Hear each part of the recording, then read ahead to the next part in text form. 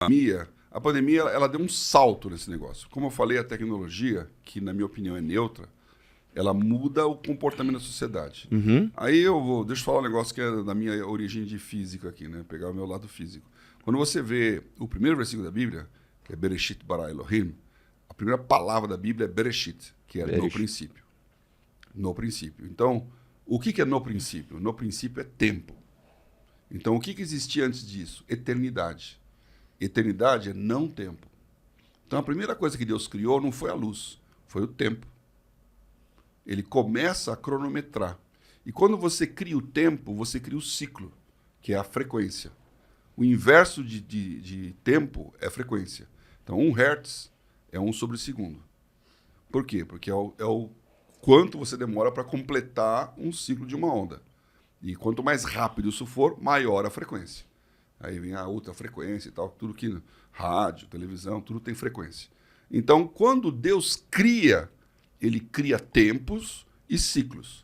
Por isso, a primeira coisa que acontece na Bíblia é tarde e manhã do dia primeiro, tarde e manhã do segundo. Ele está falando isso antes de criar o Sol, a Lua, portanto, o dia de 24 horas não estava criado, mas ele fala tarde e manhã do dia primeiro. E uma semana, que é um ciclo de 6 dias com um de descanso, 7. A nossa vida é toda cíclica.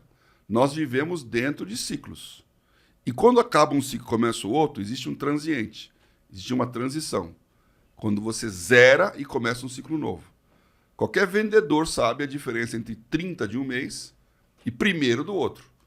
Fechou um ciclo, começou outro ciclo. Isso afeta a sua vida, porque se você vendeu no dia 30, vai receber o dinheiro agora. Vendeu no dia 1º, vai ficar um mês para receber. Qual que é a diferença entre 31 de dezembro e 1º de janeiro? É o fim de um ciclo, começo de outro. E é muita diferença se você pensar no balancete de uma empresa, nos bônus que vão ser distribuídos. Então, os ciclos determinam a nossa vida. E existem ciclos de vários tamanhos na Bíblia. O de 7 é muito famoso, mas 40 é outro ciclo também muito famoso.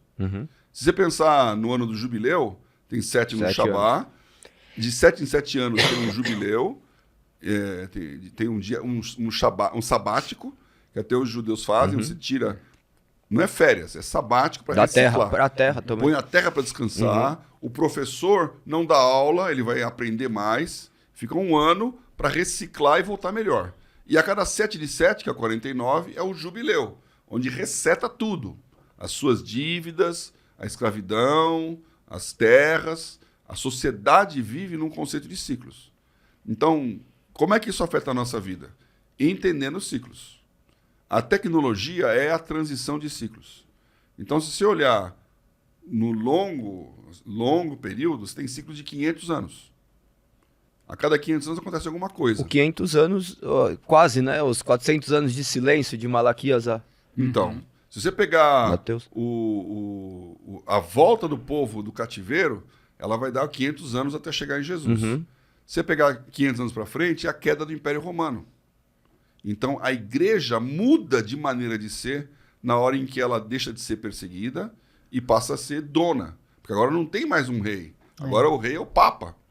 Então, a igreja que se reunia numa catacumba, agora ela começa a ocupar os templos pagãos no primeiro momento. Que, aliás, uma viagem que eu recomendo é ir na Croácia, lá na Dalmácia, que é a segunda igreja mais antiga do mundo, é lá onde era o templo do deus romano, do imperador Diocleciano, que foi o último antes do Constantino.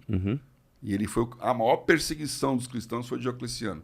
E ele construiu um templo, que ele sabia que ele ia morrer, totalmente do Egito.